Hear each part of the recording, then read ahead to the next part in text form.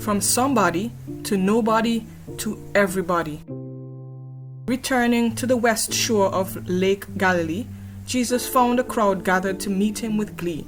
He stayed for a while to preach and to teach, to also help and heal as many as he could reach. He healed the child of Jairus, a proud rabbi, whose daughter lay ill and was about to die. Jesus made his way despite the news of her passing. He took the child's hand and woke her from sleeping. It was while he made his way to the rabbi's place, a certain woman in the crowd tried to find space. As she pressed through the crowd without success, her weakness and suffering, she could find no rest. For she was a nobody in the crowd that day, whose illness of 12 years, try as she may, would not go away, even after many a doctor bill. But she was determined that day, though bleeding still.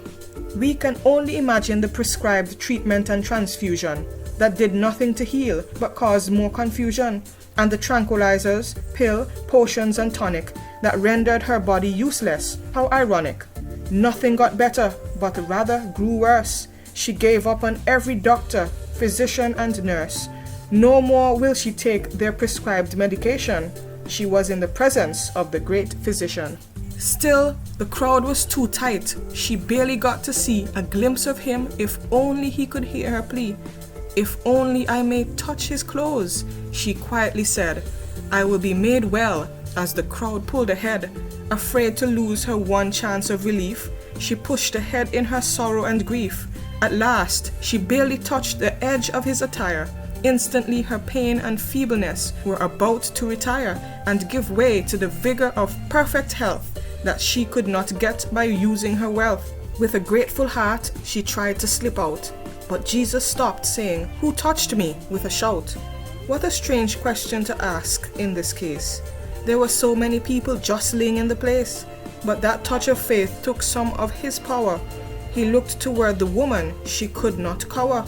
She came forward with trembling and tears, and told of her suffering these 12 years.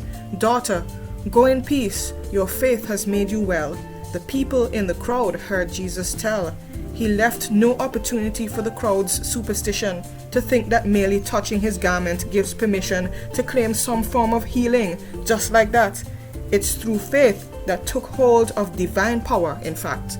This woman believed in Christ, not just about him, that he could bring healing even sicknesses grim.